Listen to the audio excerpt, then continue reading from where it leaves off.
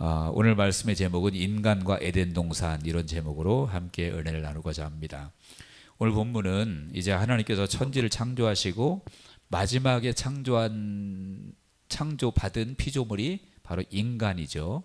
여섯째 날 짐승과 인간을 만드셨거든요. 그래서 인간이 창조되기 직전의 상황이 4절에서 7절까지 이제 땅이 아직 모든 것이 정리되지 않고 약간은 혼돈스러운, 그리고 그 경작할 사람도 없는, 그래서 땅의 원시적인 모습을 이제 4절에서 6절까지 이렇게 말씀하고 있고요. 그 다음에 7절에서부터는 인간, 즉 아담과 하와를 창조하신 내용이 7절, 8절에 이렇게 나와 있습니다. 그리고 9절부터 마지막 17절까지가 에덴 동산을 하나님이 지으시고 인간을 거기에 살게 하신 그 내용이 나와 있죠. 그래서 오늘 본문에서 우리가 주안점으로 인간이 어떤 존재인지, 그리고 하나님께서 주신 에덴 동산에 대해서 우리가 함께 말씀을 나누고자 합니다. 먼저 첫 번째는 인간이 어떤 존재인가, 아담과 하와를 통해서 우리 인간이 어떤 존재인가를, 하나님이 어떤 존재로 우리를 지으셨는가를 우리가 알 수 있죠. 먼저 첫 번째로는 인간은 굉장히 연약한 존재다라고 말할 수가 있을 것 같습니다. 본문의 7절에 보면 여호와 하나님이 땅의 흙으로 사람을 지으시고, 무엇으로 지으셨다고 했습니까? 흙으로 지으셨다. 그런데 여기 흙이라고 표현되어 있지만 원어적으로 볼 때는 먼지입니다. 먼지. 그러니까 인간이 먼지로 만들어진 그러한 아주 연약한 그런 존재라는 거죠. 어떤 사람은 그렇게 묻는 사람이 있어요. 아니, 아담과 하와는 흙으로 만들었어도 우리는 부모님에게로부터 태어난 거 아니냐, 이렇게 묻는 사람도 있는데, 우리도 똑같이 흙으로 만들어진 존재입니다. 전도서 3장 20절에 보면 그랬죠. 다 흙으로 말미암았으므로 다 흙으로 돌아가나니, 이렇게 말했고요. 또 이사야 64장 8절에도 우리는 진흙이요 주는 토기장이니 우리는 다 주의 손으로 지으신 것이니이다, 그랬습니다. 그러니까 아담과 하와만이 흙으로 되어진 존재가 아니라 인간은 다 흙으로 지어진 존재다라는 것입니다. 그래서 흙은 아까도 말씀드렸지만 먼지라고 했잖아요. 먼지. 그러니까 먼지 같은 존재예요.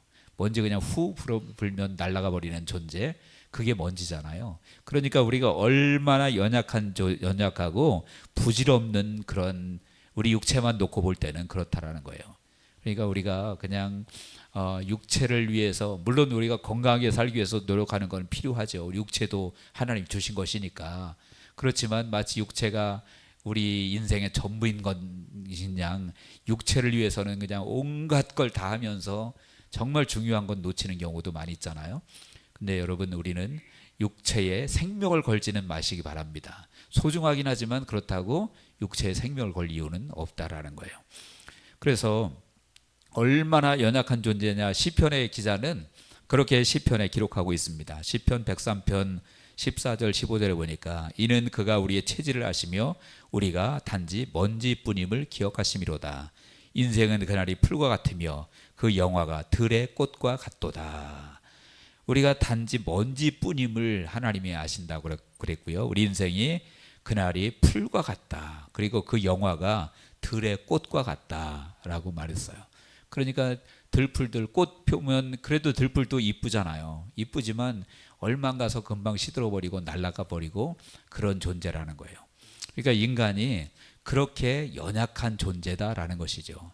그러니까 우리 인간이 만약에 육체만 놓고 본다면 짐승과 별로 다를 바가 있습니까? 없습니까? 짐승과 다를 바가 없어요. 오히려 짐승만도 못할 수도 있어요. 육체만 놓고 볼 때는. 그러니까 우리가 연약한 존재임을 알고, 연약하기 때문에 더욱더 누구를 바라봐야 될까요? 하나님을 바라보고 하나님을 의지해야 된다라는 것입니다. 여러분, 아기들 보면 아기들이 정말 자기 스스로 할 수 있는 게 아무것도 없으니까 의지할 대상 부모님밖에 없는 것처럼, 우리가 육체가 연약하고 부족하니까 그냥 연약하다고 낙심하며 살라는 얘기가 아니라 허무주의로 살라는 얘기가 아니죠. 하나님 바라보고 하나님 의지하며 살아야 된다라는 사실입니다. 그리고 또 인간은 어떤 존재냐, 연약한 존재이지만 반면에 짐승과 다른 것은 우리가 영적인 존재라는 거예요. 영적인 존재. 그래서 7절의 하반절에 보면 그렇게 말씀하고 있죠. 그 생기를 그 코에 불어넣으시니 사람이 생령이 된지라 라고 말하고 있습니다. 그러니까 인간은 다른 짐승에게 없는 것이 있습니다. 무엇입니까? 영적인 존재라는 거예요. 영혼이. 다른 짐승에는 영혼이 없습니다. 그냥 어떤 본능 이런 것만 있는 것이지 영혼이 없는 거예요. 그래서 짐승은 지옥 갈까요? 안 갈까요? 짐승은 지옥 갈 일이 없어요. 그냥 죽으면 소멸되는 것입니다. 소멸되는 것이고, 우리 인간은 영적인 존재이기 때문에 육신이 소멸되어도 그 영혼은 소멸되지 않습니다. 소멸되지 않고 그 영혼은 어디로 갈까요? 예수 믿고 육신이 소멸된 사람은 천국에 가는 것이고, 그리고 예수 안 믿고 죽은 사람은 지옥으로 가는 것이죠. 여러분들 지옥 가실 분 이 중에 계십니까? 없어요? 어찌 알아요? 예, 없으시기를 축원합니다. 예, 예수님을 잘 믿으십시오. 예수님을 잘 믿어야 우리가 죽어서 우리 영혼이 천국에 갑니다. 물론 오늘 본문의 주제가 그것이 아니기 때문에 그것에 대해서 뭐 길게 얘기할 시간은 없지만, 그렇다고 영혼만 천국 가는 건 아니에요. 우리가 부활하면 어떻게 되죠? 예, 영혼이 물론 있지만 육체도 다시 부활하는 거예요. 그런데 그 육체는 지금의 이 썩어질 육체, 먼지 같은 육체가 아니라 영적인 신령한 육체로 변화돼서 그것이 그 몸으로 이제 천국에 가는 것입니다. 그러니까 천국 가면 영혼만 있는 게 아니라 영체라고 보통 말을 하잖아요. 신령한 육체를 입고 천국에 가는 것입니다. 근데 어쨌든 오늘 본문 우리가 주제는 육체는 연약하고 우리는 영적인 존재다. 그래서 영적인 존재라는 것은 무엇입니까? 왜 인간만이 영적인 존재일까요? 하나님께서 인간만이 영적인 존재로 만드신 것은 인간을 하나님과 교통하는 존재로 만드신 거예요. 여러분 뭐 비유로 그런 말 하잖아요. 서당계 3년이면 풍어를 읊는다고 하는데, 뭐 절간에서 키워진 게 3년이면 불공을 드릴까요? 그거는 다 사람들이 꾸며낸 말이지 그런 일은 없습니다. 여러분 집에 안에 강아지 기르시는 분 계속 예배 때 데리고 오면 어느 날부터 개가 찬양하고 박수치고 그럴까요? 예, 그럴 수 없습니다. 왜냐하면 짐승에게는 영적 존재가 아니기 때문에 그래요. 영적 존재가 아니기 때문에. 우리 인간만이 영적인 존재이기 때문에 종교성이 있는 거고 하나님을 찬양할 수 있는 것입니다. 그래서 우리 인간은 영적인 존재다. 그리고 하나님의 형상을, 그렇기 때문에 형상을 가지고 있는 존재고 하나님과 교제할 수 있는 존재라는 것입니다. 그런데 그 영적인 존재가 죄로 인해서 그 영혼에서 하나님의 형상을 잃어버리게 된 거죠. 창세기 이제 3장에 가보면 또 나오겠지만 죄로 인해서 그 영혼이 죽게 되는 거예요. 그래서 에베소서 2장에 보면 뭐라고 합니까? 허물과 죄로 죽었던 너희, 죽었던이라 그랬어요. 앞으로 죽을 것이다가 아니라, 우리가 보통 기도할 때 뭐 죽을 수밖에 없었던 저희를 위해서 뭐 하나님이, 예수님이 우리를 위해서 돌아가셨다 이런 기도 하잖아요. 근데 죽을 수밖에 없었던이 아닙니다. 이미 죽었던 우리였어요. 영적으로 죄인이었을 때 영적으로 죽었던, 그러나 예수님을 믿고 우리가 다시 이제 거듭나게 된 거죠. 거듭났다는 것은 영이 다시 살게 되어졌다는 거예요. 그래서 영적인 존재라는 것은 하나님의 형상이고, 그리고 하나님과 교제하는 존재로 우리가 만들어진 인간이다. 그러니까 영적인 존재로 지음받았으면, 그리고 우리가 한때 영적으로 죽었었지만 예수님의 보혈로 다시 영혼이 살았다면 하나님과 교제를 멈추지 말아야 됩니다. 그것이 예배요, 기도요, 찬송인 줄로 믿습니다. 그러니까 하나님의 자녀는 예배하는 것이 사명이에요. 찬송하는 것도 기쁨이기도 하지만 사명이기도 합니다. 왜냐하면 교제해야 되기 때문에. 그리고 또 인간은 어떤 존재냐? 이제는 선택과 책임이 주어진 존재입니다. 선택할 수 있고 그 선택에 대한 책임도 인간이 져야 되는 그런 존재라는 거예요. 자, 인간의 구성이 아까도 말씀드렸지만은 육신은 흙으로 지음받은 육신이 있고요, 또 영적인 존재로 지음받은 영혼이 있어요. 다시 말하면 영과 육이 결합되어서 우리 인간이 지금 존재하는 거죠. 그래서 여러분이나 저나 지금 몸만 있는 사람도 없고 영만 있는 사람도 없어요. 다 육신과 영혼이 같이 있는 거예요. 그게 분리되면 어떻게 되는 거죠? 죽는 겁니다. 그죠? 그래서 영과 육이 같이 있는데, 그런데요 여러분 보면은 우리 육신의 성품과 영의 성품이 다르다는 거예요. 육신의 성품과 영의 성품이 다르다는 거죠. 육신의 성품은 자꾸만 편안해지려고 하고 죄 지으려고 하고 하나님 뜻과 반대되는 것을 자꾸만 하려고 합니다. 육신의 뜻은. 그래서 로마서 8장 7절에 보면 그렇게 말씀하고 있죠. 육신의 생각은 하나님과 원수가 되나니 이는 하나님의 법에 굴복하지 아니할 뿐 아니라 할 수도 없음이라 라고 말합니다. 그러니까 육신의 생각은 하나님과 반대되는 생각을 자꾸 하려고 하고 편안한 것 추구하려고 하고 쾌락 추구하려고 하고 눈에 보이는 것만 추구하려고 하는 것이, 그것이 육신의 성품이라는 거예요. 그래서 우리 예수 믿는 사람들도 육신이 없으면 모르겠는데 육신을 가지고 있으니까 때로는 정말 다 그냥 귀찮고 쉬고 싶고 또 세상 사람들 즐기는 거 그냥 먼지처럼 보이고 똥처럼 보이깁니까? 그렇지 않을 때도 솔직히 있어요, 없어요? 나도 좀 즐기고 싶기도 하고 나도 좀 편안하게 하고 싶기도 하고 그런 마음이 들 때도 있잖아요. 여러분만 그런 거 아니라 저도 목사지만 마찬가지예요. 우리가 그런 생각이 들 때가 있단 말이에요. 육신의 생각이 그렇다는 얘기죠. 근데 반면에 우리에게는 또 뭐가 있다고 했습니까? 영이 있다고 했잖아요. 영의 생각은, 영은 육신의 생각과 반대가 된다고 했습니다. 그래서 영은 하나님의 뜻을 따르려고 합니다. 하나님의 뜻대로 하려고 하고 믿음으로 하려고 하고 말씀대로 하려고 하는 것이 영의 생각이에요. 잠언 20장 27절에 보니까 그렇게 말씀했습니다. 사람의 영혼은 여호와의 등불이라.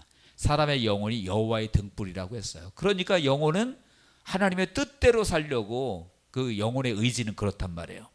그래서 사람의 속을 깊이 살핀다. 우리 안에 그러니까 두 가지가 같이 있는 거죠. 영의 생각이 있고 육신의 생각이 있고 같이 우리 안에 있단 말이에요. 그 두 가지가 서로 사이좋게 지내는 게 아니라는 거예요. 싸운다는 거예요. 영의 생각은 자꾸 하나님의 뜻대로 살려고 하고 육신의 생각은 자꾸 그냥 육신적으로 편하게 즐겁게 안일하게 그렇게 살려고 하는 그 두 가지가 서로 싸운다라는 거죠. 그러면 여러분 그때 우리가 선택을 잘해야 된다는 거예요. 육신적인 선택을 할 것인가 영적인 선택을 할 것인가 라는 거예요. 그래서 그 책임은 누구에게 있습니까? 우리들 자신에게 있는 거예요.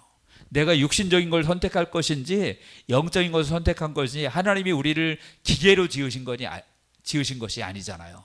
인격적인 존재로 의지를 가진 존재로 우리를 지었기 때문에 그 선택도 우리가 할 수 있어요. 그렇지만 그 선택에 대한 책임도 누가 져야 됩니까? 그 본인이 져야 되는 거예요.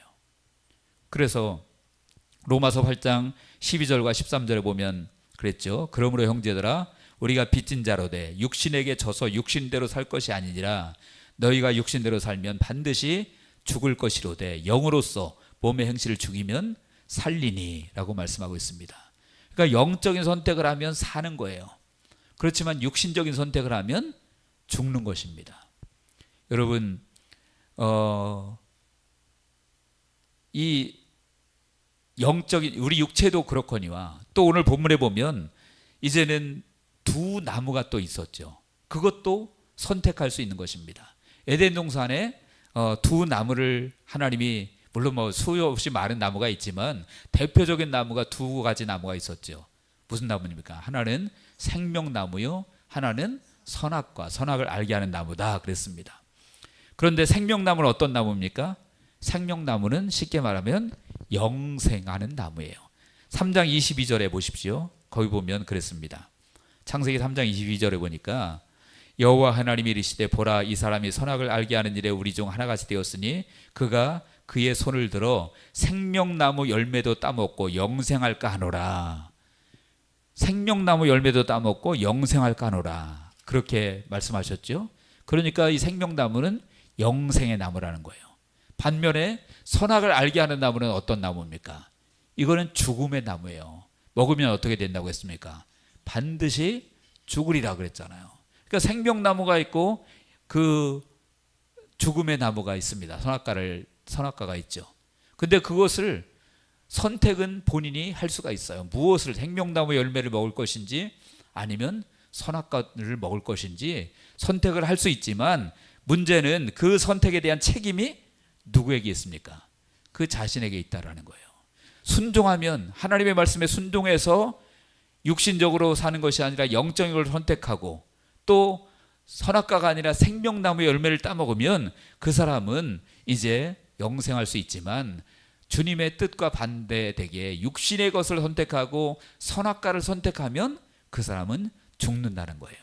그럼 여러분, 우리에게도 선악과가 있을까요, 없을까요? 우리 삶 속에 선악과가 너무 많아요. 우리에게 생명나무가 있습니다. 누가 생명나무죠? 예수님이 생명나무예요. 우리에게 예수님이 생명나무예요. 그래서 예수님을 선택할 것인가, 아니면 우리 앞에 놓여진 선악과를 선택할 것인가, 우리가 그때 선택을 바르게 해야 된다라는 거예요. 근데 문제는요, 많은 사람들이 생명나무이신 예수님을 선택하는 것이 아니라 선악을 알게 하는 선악과를 선택한단 말이에요. 예수님께서 뭐라고 말씀하셨죠? 좁은 문으로 들어가라. 근데 좁은 문으로 들어간 사람이 적다 그랬잖아요. 반대로 넓은 문으로 들어간 사람 많다고 했습니다. 많은 사람이 들어간다고 했어요. 왜 그럴까요? 왜 좁은 문으로 안 들어가고 넓은 문으로 사람들이 들어갈까요? 다시 말하면 생명나무가 아닌 그 죽음의 나무를 사람들이 선택할까요? 그것은 너무 좋아 보이기 때문에 그래요. 그 선악과가. 선악과를 아담과 하와가 봤을 때 어떻다 그랬죠? 보암직도 하고 먹음직도 하고 지혜롭게 할 만큼 탐스럽기도 했다. 근데 여러분, 우리가 창세기를 읽으니까 그 사람들이 그랬구나라고 생각하는데, 우리 삶에서 이것이 그대로 될 때가 많아요. 예수님이 아닌 다른 거 보면, 요거 하면 뭔가 잘 될 것 같아, 이거 하면 좋을 것 같아, 보암직도 하고 먹음직도 하고 지혜롭게 할 만큼 탐스럽기도 해. 그래서 홀랑 거기를 가버리잖아요. 근데 예수님 믿는 건 너무 곧 힘들고 뭐 그렇다고 주어지는 것도 없는 것 같고 그냥 고생만 하는 것 같아요. 그러니까 이걸 버리고 선악과를 향해서 가는 것이죠. 그러면 문제는 그 책임을 누가 져야 된다고요? 본인이 져야 됩니다. 그리고 그 결과는 어떻습니까? 생명나무는 말 그대로 생명이지만 선악을 알게 하는 나무의 결과는 죽음이에요. 여러분, 그래서 우리가 정말로 우리의 선택을 할 수 있는 존재로 하나님 우리를 만들어 주셨는데, 우리가 육신적인 선택하면 안 되고 영적인 선택해야 될 줄로 믿습니다. 눈에 보기에 좋은 대로 선택하는 것이 아니라 영적인 눈을 열고 하나님이 보여주시는 대로 봐야 돼요. 창세기에 보면 아브라함과 롯이 나오잖아요. 그들이 이제 뭡니까? 밑에 사람들이 막 싸우고 서로 갈라서게 됩니다. 갈라서는데 선택권을 아브라함이 롯에게 먼저 주죠. 그래서 롯이 선택을 합니다. 어디를 선택했습니까? 소돔과 고모라 땅을 선택했거든요. 근데 그때 성경이 보니까 롯이 눈을 들어 봤대요. 보니까 보기에 너무 좋았대요. 그 소돔과 고모라가 애굽 땅과 같았고 에덴 동산과 같았더라 그랬거든요. 그러니까 자기 눈으로, 육신의 눈으로 보니까 너무 보기 좋은 거예요. 아담과 하와가 그 선악과 볼 때 그 느낌이죠. 똑같은. 그래서 홀랑 거기로 가버리죠.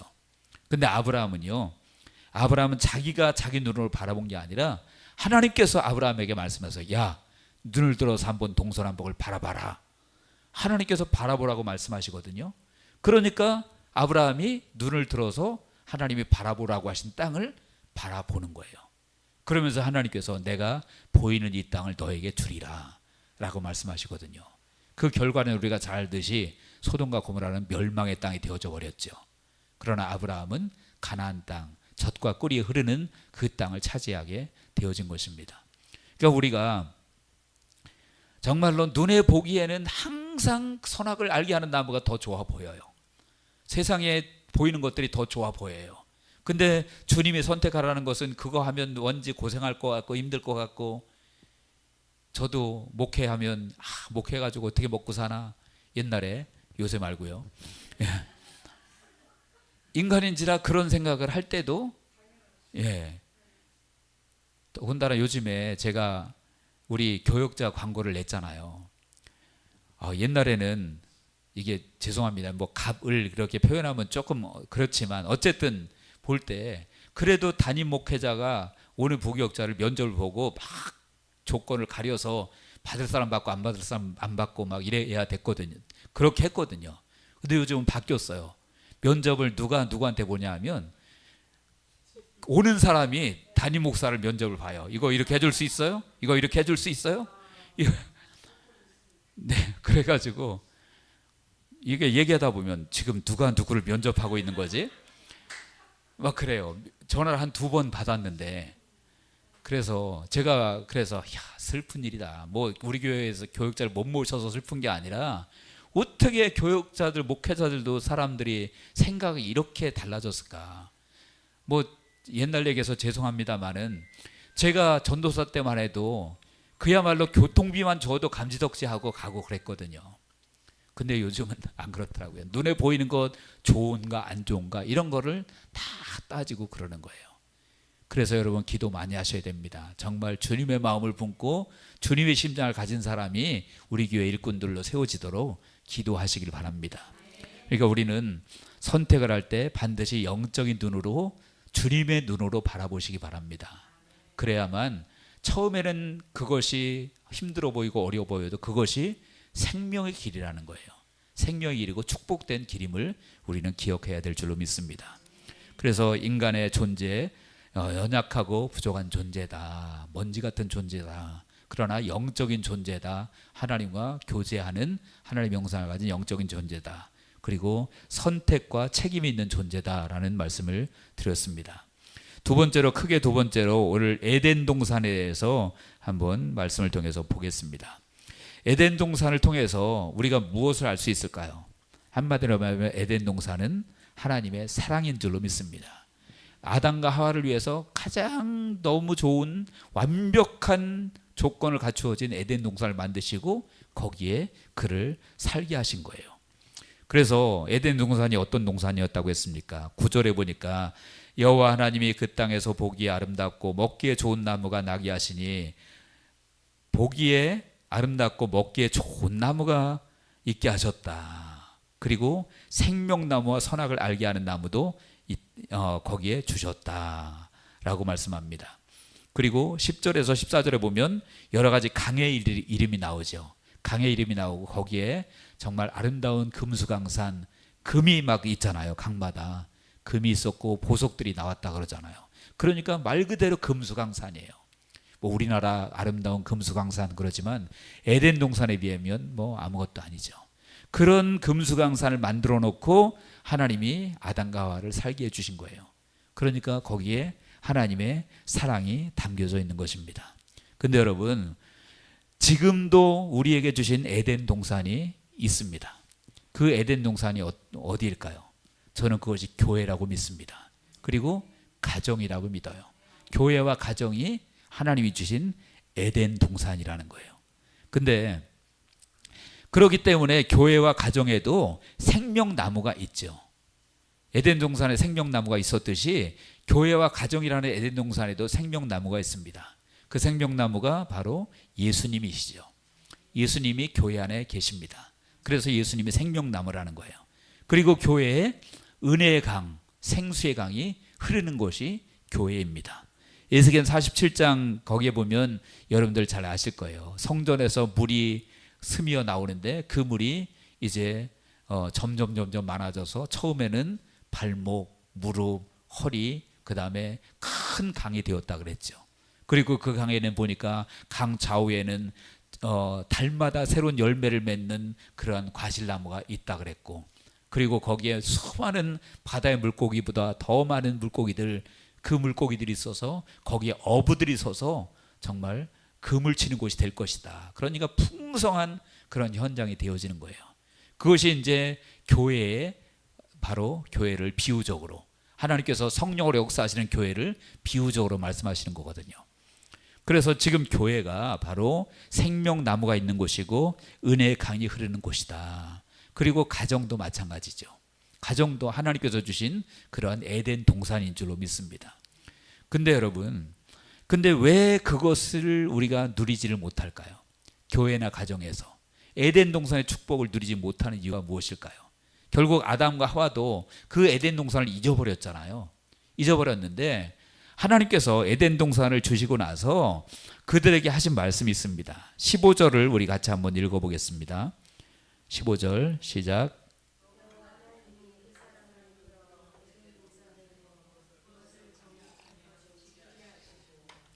아멘.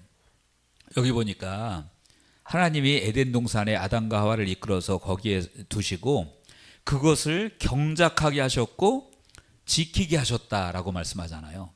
그러니까 에덴 동산은 누리는 곳이기도 하지만 우리가 그곳을 경작하고 지켜야 된다라는 거예요.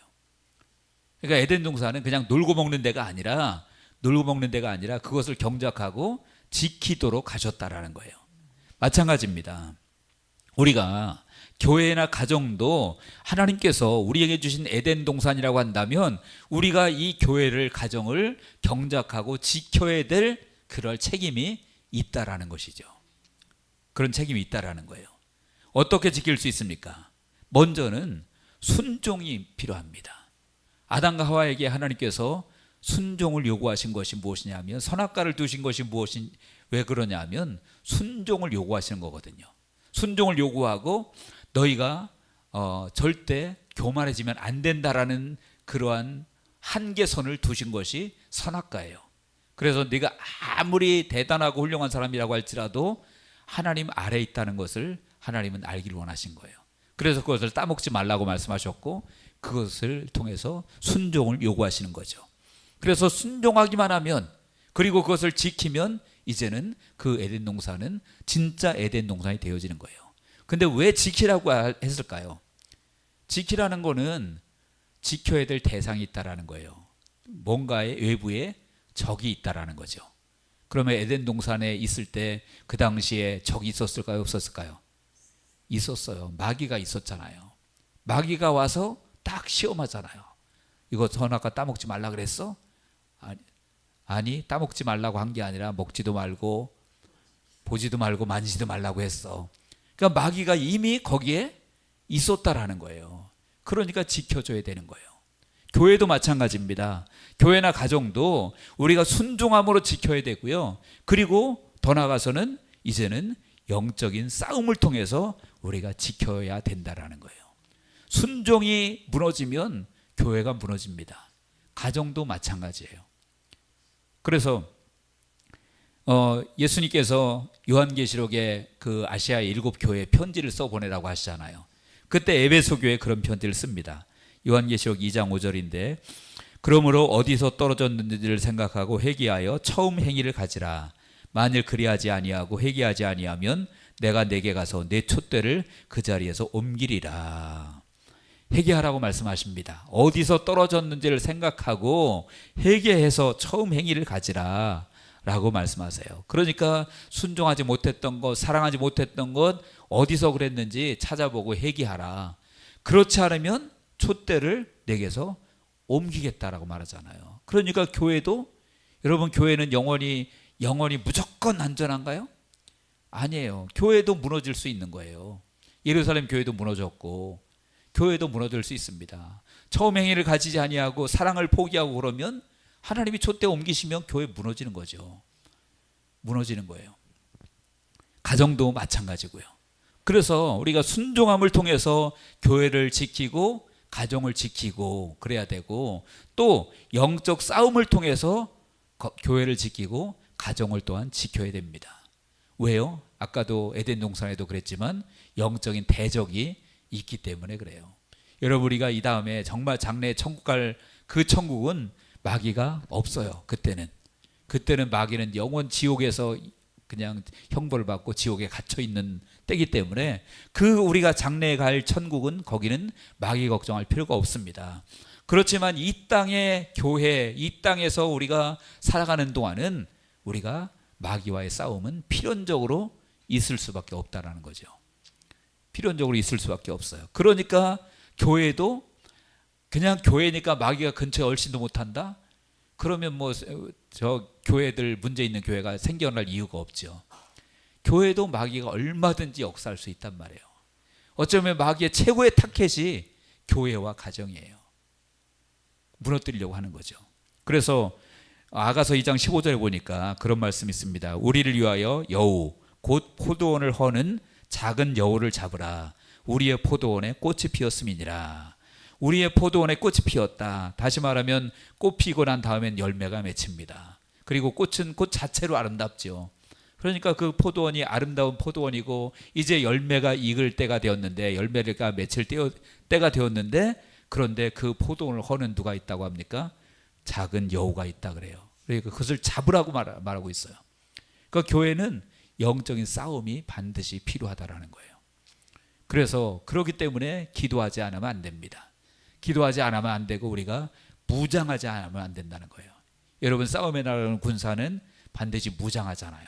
무장하고 무기를 들고, 우리의 무기는 무엇입니까? 말씀과 기도가 무기입니다. 그리고 영적으로 무장하는 것, 그것이 있을 때 원수가 아무리 그래도 우리는 이길 수 있음을 믿습니다.